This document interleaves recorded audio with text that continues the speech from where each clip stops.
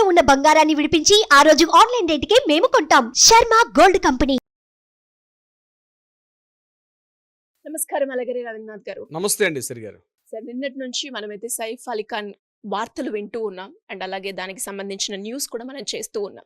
And ఎప్పటికప్పుడు మనం చూస్తూ ఉంటే ఆ కేసులో ట్విస్ట్ల మీద ట్విస్ట్లు అయితే మనం చూస్తున్నాం. ప్రజెంట్ ఉన్న లేటెస్ట్ అప్డేట్స్ ఏంటి సార్? సైఫ్ అలీ ఖాన్ నిన్న తీవ్రంగా గాయపడి లీలావతి హాస్పిటల్లో ఆయన చికిత్స పొందుతున్న విషయం అందరికీ తెలిసిన విషయమే. అయితే ఇందులో భాగంగా ఎవరి దాడికి పాల్పడ్డారనే విషయం మీద నిన్న మధ్యాహ్నం తర్వాత పోలీసులు, అంటే బాంద్రా పోలీసు, ముఖ్యంగా ముంబై పోలీసులు ఒక ఫుటేజ్ రిలీజ్ చేశారు. అందులో ఎవరైతే ఈ అగంతకుడుగా పాల్పడ్డా, అంటే ఏ అగంతకుడు అంటే ఎవరైతే స్టేప్ చేసినటువంటి పర్సన్ ఎవరైతే ఉన్నారో ఆ పర్సన్ ఫైర్ సేఫ్టీ, అంటే ఎమర్జెన్సీ ఏదైతే స్టేర్ కేసు ఉంటుందో ఆ ఎమర్జెన్సీ స్టేర్ కేసుని దిగుతూ మనం ఒక వీడియో ఫుటేజ్ కూడా మనకి చూసాం మనం. అందులో ఎవరైతే అగంతకుడు కనిపించాడో అంటే ఆయన మెట్ల దిగుతున్నాడు, ఒక జీన్ కలర్ అంటే బ్లాక్ కలర్ జీన్ వేసుకున్నాడు, బ్లాక్ కలర్ టీ షర్ట్ వేసుకొని ఒక స్కార్ఫ్ భుజం మీద వేసుకొని ఒక బ్యాగ్ కూడా తన హ్యాండ్ బ్యాగ్ ఒకటి పెట్టుకొని ఆయన మెట్లు దిగుతున్నటువంటి ఒక వీడియో ఫుటేజ్ మనం చూసాం. జస్ట్ ఒక సమ్ సెకండ్స్ ఉన్నటువంటి ఆ పర్సన్ వస్తూ కూడా సీసీ కెమెరా చూస్తున్నటువంటి ఆ ఫుటేజ్ మనం చూసాం. ఆ పర్సన్ ఎవరైతే కనిపించారో అంటే ముంబై పోలీసులు విడుదల చేసిన ఆ ఫుటేజ్ ఎక్కడ ఉందని చెప్పి ఎంటైర్ ముంబై మహానగరం మొత్తం కూడా ఉన్న సీసీ ఫుటేజ్ మొత్తం కూడా నిన్న పోలీసులు మొత్తం కూడా జల్లెడ పట్టడం అనేది జరిగింది. అందులో భాగంగా ఇప్పుడు అందిన తాజా వార్త ఏంటంటే ఆ ఎవరైతే అగంతకుడు, ఎవరైతే సైఫ్ అలీ ఖాన్ ఇంట్లో ఎవరైతే పార్టిసిపేట్ చేశాడో, ఈ దాడిలో ఎవరైతే పాల్పడ్డారుగా భావిస్తున్న ఆ వ్యక్తి ఎవరైతే అగంతకుడు అనుకుంటున్నామో ఆ అగంతకుడు ఇప్పుడు రీసెంట్గా మనకు అందిన వార్త ఏంటంటే బాంద్రా రైల్వే స్టేషన్లో అతను కనిపించాడు సీసీటీవీ ఫుటేజ్లో. ఆయన అక్కడ నుంచి వసాయ్ నుంచి నల్సాపుర వైపు వెళ్తున్నటువంటి ఆ రైల్వే స్టేషన్లో కనిపించాడు. బహుశా అతను వసాయ్ నుంచి నల్సాపుర స్టేషన్ వైపు వెళ్తున్నట్టుగా కనిపించడం జరిగింది. అంటే ఈయన బహుశా ఆ యాంగిల్లో చెక్ చేస్తాం. అంటే పోలీసుల దగ్గర ఇన్వెస్టిగేషన్ ఇంట్రాగేషన్ ఎలా ఉంటుందంటే pinch to pinch, hair line కూడా విడిచిపెట్టకుండా ప్రతిదీ కూడా వాళ్ళు ఇన్వెస్టిగేషన్ చేస్తారు. అసలు ముందుగా ఎఫ్ఐఆర్ నమోదైంది. ఎఫ్ఐఆర్ గురించి మనం మాట్లాడదాం, దాని గురించి కూడా మాట్లాడదాం మనం.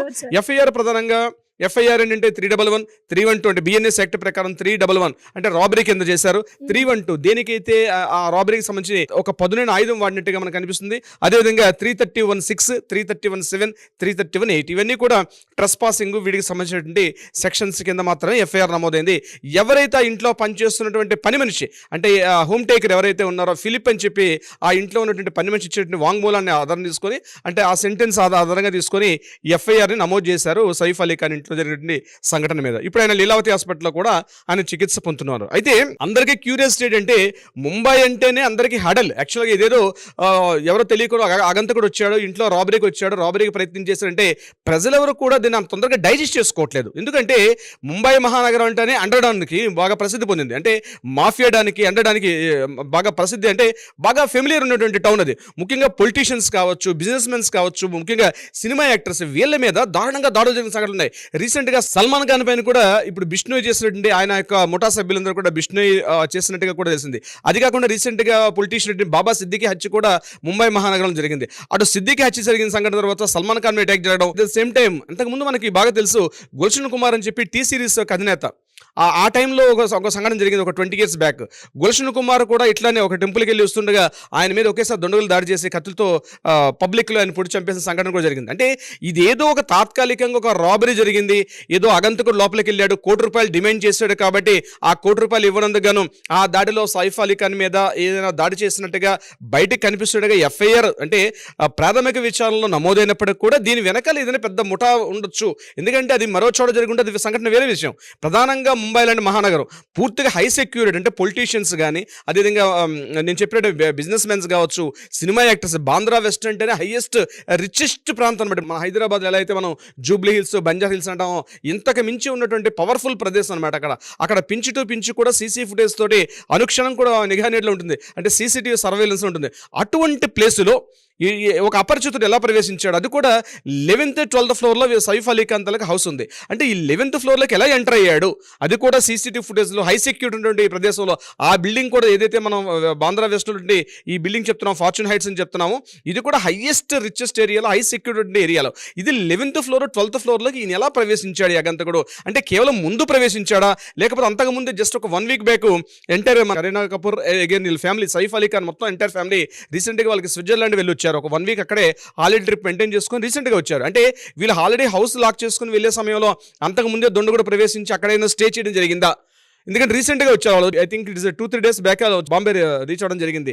సో ఈ ఇంతకు ముందే ఆయన ఎప్పుడైతే అవుట్ స్టేషన్ ఉన్నప్పుడే ఆ ఇంట్లోకి ఏదైతే ఎమర్జెన్సీ వింగ్ ఉంటుందంటే అపార్ట్మెంట్స్ కట్టేటప్పుడు ఎలా ఉంటుందంటే మన ఫైర్ సేఫ్టీ అధికారులు తిరగడం కోసం చెప్పి లోపల వ్యాన్ తిరగడం కోసం చెప్పి సుమారుగా కాంపౌండ్ వాల్ దగ్గర నుంచి బిల్డింగ్ పిల్లర్స్ వరకు కూడా సుమారుగా ఒక 20 ఫీట్స్ 25 ఫీట్స్ కూడా ఆ గ్యాప్ ఉంటుంది. అంటే వ్యాన్ తిరగాలి కాబట్టి, అంటే ఒక బిల్డింగ్ కన్స్ట్రక్షన్ చేసేటప్పుడు ఖచ్చితంగా ఫైర్ సేఫ్టీ మెజర్స్ కూడా తీసుకోవాలి కాబట్టి ఇందులోనే ఏదైనా అంత హైయెస్ట్ టాల్ బిల్డింగ్ కాబట్టి ఏదైనా ఎమర్జెన్సీ జరగకూడదు, ఏదైనా జరిగితే కూడా ఎమర్జెన్సీ స్టేర్ కేసు వేరేగా ఉంది అటువైపు నుంచి మిస్ అవ్వడం కోసం చెప్పి.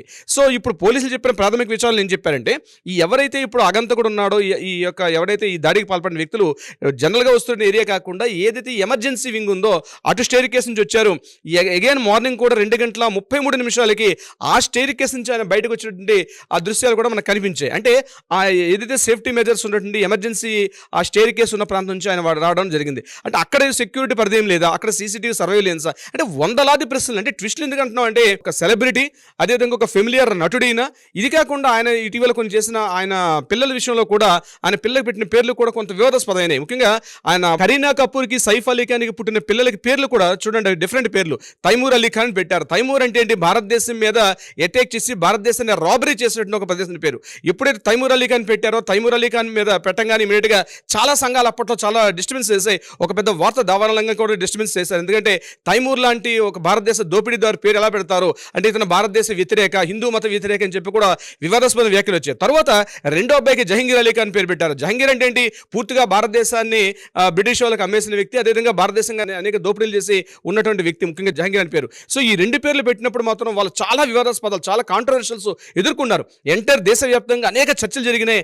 అప్పుడు ఇంత సోషల్ మీడియా ప్రచారం లేదు కాబట్టి సోషల్ మీడియా రాలేదు, కానీ ఆ టైంలో చాలా కాంట్రవర్షియల్ ఎదుర్కొన్నారు ముఖ్యంగా సైఫ్ అలీ ఖాన్. అయినప్పటికీ కూడా వాళ్ళు వాటన్నింటిని పక్కన పెట్టి ఆ పేర్లు కూడా పెట్టడం జరిగింది. అంటే ఇది ఒక కుట్రకోణం ఉందా ప్రధానంగా, ఎందుకంటే సైఫ్ అలీ ఖాన్ గారి మీద యాక్చువల్గా ఆయన కామన్ ఏదో నటుడిగా వచ్చి ఉన్నటువంటి పర్సన్ కాదు. ఆయన ప్రధానంగా ఒక నవాబ్గిరి ఉంటున్న ప్రాంతం, అంటే హర్యానాలో ఆయనకంటూ కొన్ని ప్యాలెస్ సుమారుగా 3,000 కోట్ల పైబడి ఆస్తులు ఉన్నటువంటి ఒక రాజవంశిక కుటుంబీకుడు. ఆయన పటౌడి రాజవంశానికి ఆయన ఏకైక వారసుడు ప్రెసిడెంట్ ఉన్న వాటిలో.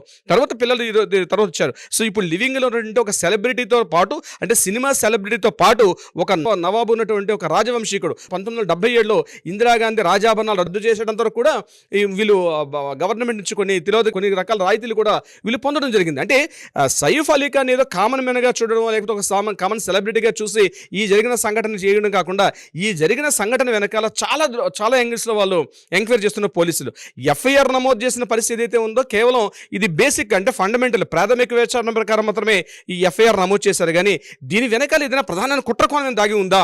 ఆ కుట్రకోణం కూడా ఏంటంటే మాఫియా డాన్స్. ఈ ఇటీవల కాలంలో 90లో 1990s ఆ టైంలో, ముఖ్యంగా ఆ టైంలో మనకి దావూద్ ఇబ్రహీం లాంటి మాఫియా డాన్స్, అండర్ డాన్స్ ప్రభావితంగా ఉన్నటువంటి ముంబై లాంటి అటువంటి దీనిలో గడిచిన ఒక దశాబ్ద కాలంలో చాలా తగ్గింది ఆ ప్రభావం. కానీ మరలా అటువంటిది ఏమైనా డెవలప్ అవుతుంది. మనం పోకిరి సినిమాలో చూసే ఉంటాం, ఒకసారి ఆ డైలాగులు కూడా ఉంటాయి, ముంబై లాంటి ప్రదేశం ఇప్పుడు ప్రశాంతంగా ఉంది, ఈ టైంలో దాని డిస్టర్బెన్స్ కొత్త వాళ్ళు వస్తున్నారని చెప్పి. అంటే ఇది కేవలం ఏదో దారిదోపిడి దొంగ, లేకపోతే అపరిచితుడు ఒక అగంతకుడు లోపలికి ప్రవేశించి ఏదో డబ్బుల కోసం ₹1,00,00,000 డిమాండ్ చేస్తూ సైఫ్ అలీ ఖాన్ని పొడిచే యాంగిల్లో కాకుండా చాలా యాంగిల్స్ ఉంటాయి. అంటే ముంబైలో జరిగిన సంఘటన విషయం అంటేనే, ఎందుకంటే భారతదేశంలో హైయెస్ట్ రిచెస్ట్ ప్రాంతం, భారతదేశానికి ఒక వాణిజ్య కేంద్రం ముంబై లాంటి నగరం ఏరియాలో ఇది కూడా రిచెస్ట్ ప్లేస్. అది కూడా ఒక సెలబ్రిటీ, అతను హైయెస్ట్ సెలబ్రిటీ కూడా. అంటే ఇది నాట్ ఓన్లీ ఫిల్మ్ ఇండస్ట్రీలో సెలబ్రిటీ కాకుండా ఆయన వ్యక్తిగతంగా కూడా కొన్ని వేల కోట్లకు అధిపతి అయిన, అంటే ప్రపంచవ్యాప్తంగా స్విట్జర్లాండ్ మొదలుకొని అనేక ప్రదేశాలు ఆయనకి చాలా ఆస్తులు కూడా ఉన్నాయి. అంటే ఇది కేవలం ఈ యాంగిల్లో కాకుండా కంప్లీట్గా మరొక వేరే దృక్కోణంలో కూడా చూస్తున్నారు. అయితే కంప్లీట్గా పోలీసులు ఏదైతే ఉన్నారో ఇండియన్ పోలీస్ వ్యవస్థ మాత్రం 100% మాత్రం హైలీ టాలెంటెడ్ పర్సన్స్ కూడా ఉన్నారు దీనికి సంబంధించి. అది ఏమి జరిగింది, ఈ అగంతకుడు దొరుకుతుంది డెఫినెట్గా. నేను కూడా విత్ ఇన్ కపుల్ ఆఫ్ డేస్లో కపుల్ ఆఫ్ అవర్స్లో అగంతకుడే దొరికేస్తాడు ఖచ్చితంగా. ఆయన ఎక్కడ దాక్కున్నా, అంటే ఎంత మూల నొక్కున్నా సరే ఖచ్చితంగా బయటకే తీసుకొస్తారు పోలీసులు. కానీ దీన్ని అనుకునే యాంగిల్ తీసుకెళ్తారా, మీడియాలోకి వస్తుందా, అసలు దీని వెనకాల కుట్రకోణం ఏమి ఉందా అనే విషయం మీద కూడా పోలీసులు ఇంటరాగేషన్ అయితే చేస్తారు. అయితే ఏదేమైనప్పటికీ మనం చెప్పుకునేది ఏంటంటే, ఏదైతే ఈ సంఘటన జరిగిందో, ఎస్పెషల్లీ ఈ ₹1,00,00,000 డిమాండ్ చేశాడని చెప్పి ఆమె ఏవైతే ఇంట్లో ఆ పని మనిషి ఇచ్చిన ఎఫ్ఐఆర్ రిపోర్ట్ ప్రకారం చెప్పడం ఏంటంటే ₹1,00,00,000 డిమాండ్ చేశారని చెప్పి. ₹1,00,00,000 డిమాండ్ చేసినప్పుడు ₹1,00,00,000 ఇవ్వకపోతే ఆయన ఇమీడియట్గా అటాక్ చేశారు సైఫ్ అలీ ఖాన్ మీద. ఆ దాడిలో ఇరువురు దాడిలో ఆయనకి దెబ్బలు తేలి, నాకు కూడా దెబ్బలు తేలని చెప్పి ఆమె కూడా చూపించింది. ఆ ఇంట్లో పని మనిషి కూడా. అయితే ఇక్కడ సంఘటన ఏంటంటే కేవలం ఆ ఒక్క 4 గోడల మధ్య సంఘటన కాదు, ఇది భారతదేశంలో నుండి ఎంటైర్ సెలబ్రిటీస్కి, పొలిటీషియన్స్కి, బిజినెస్ మ్యాగ్నెట్స్ అందరికి కూడా ఇది ఒక హెచ్చరికగా జారీ అవుతుంది. ఏంటంటే ఇంత లోపభూయిష్టంగా ఉంటుందా మన సెక్యూరిటీ వ్యవస్థ, విఐపీస్ వివిఐపీస్ నివసిస్తున్న ప్రదేశంలో ఇంత లోపభూయిష్ట విధానంగా సెక్యూరిటీ ఉంటుందా అంటే ఈజీగా ఒక కామన్ మ్యాన్, ఒక లేమన్ ఎంటర్ అయిపోయి వాళ్ళ ప్రైవేట్ రూమ్స్లోకి ఎంటర్ అయిపోయి, వాళ్ళ చిల్డ్రన్ రూమ్లో ఎంటర్ అయిపోయి కూడా అంత లోపభూయిష్టంగా ఉంటుందా? మరి సీసీటీవీ ఫుటేజ్ ఏం చేస్తున్నాయి? ముంబై మహానగరం లాంటి ఏరియాలో 24/7 హైలీ సెక్యూరిటీ పెట్రోలింగ్ నడుస్తూ ఉంటుంది. అంటే పోలీసుల కంట కూడా కనబడకుండా పనిచేస్తారా, లేకపోతే అక్కడైనా వర్కర్స్ పనిచేస్తారా, దీని వెనకాల నిజంగానే వైష్ణవితాల గ్యాంగ్ ఉందా? ఇన్ని యాంగిల్స్లో అక్కడ పోలీసులు ఎంక్వైరీ చేసే పనులు అయితే ఉన్నారు కంప్లీట్గా. అయితే ఏదేమైనప్పటికీ కూడా ఇప్పుడు మనం దొరికిన అప్డేట్ ఇన్ఫర్మేషన్ ప్రకారం ఏదైతే బాంద్రా రైల్వే స్టేషన్లో అగంతకుడు తాలూకా చిన్న చిన్న ఇమేజెస్ మనకు కనిపించి, ఏదైతే నిన్న సీసీటీవీలో నిన్న పోలీసులు రిలీజ్ చేసినటువంటి ఆ ఫుటేజ్లో ఉన్నటువంటి ఆ అగంతకుడు ఇప్పుడు మరలా బాంద్రా రైల్వే స్టేషన్లో కనిపించడం వెరీ ఇంట్రెస్టింగ్. అతను వసైట్ నల్సంపుర ఏరియాకి వెళ్తున్నట్టుగా ప్రయాణిస్తున్నట్టు కనిపిస్తుంది. కాబట్టి ఇంకోటి ఏంటంటే రైల్వే స్టేషన్స్ బయట ఆటో డ్రైవర్స్ గాను ప్రతి బస్ స్టాప్లో ఉన్న ప్రతి ఆటో డ్రైవర్ను కూడా పోలీసు ఇంట్రాగేషన్ చేస్తున్నారు ఈ అగంతకుడు తాలూకా ఫుటేజ్ సంబంధించి. ఏదేమైనప్పటికీ కూడా అగంతకుడు మరలా మనకి ఇమీడియట్గా రిలీవ్ అంటే అతను ఎక్కడో ఈ యొక్క సంఘటన జరిగిన తర్వాత అగంతకుడు బయటికి పారిపోలేదు. బాంద్రా రైల్వే స్టేషన్లో ఈ ఫుటేజ్ కనిపించడం మాత్రం రియల్లీ ఇట్స్ ఇంట్రెస్టింగ్. బట్ ఏదేమైనప్పటికీ కూడా ఇవాళ సాయంత్రం వరకు కొంత అప్డేట్ అయితే వచ్చే ప్రయత్నం అయితే జరుగుతుంది. దీని మీద ఫర్దర్ అప్డేట్ అంది నెక్స్ట్ ఎపిసోడ్లో మనం చేద్దాం. డెఫినెట్గా సార్. అండ్ గ్రేట్ ఇన్ఫర్మేషన్ మీరు అన్నట్టుగానే ఇంకా ఫర్దర్గా దీని మీద వచ్చే అప్డేట్స్ ఖచ్చితంగా మనం చేద్దాం. Thank you so much. Thank you so much Siri గారు.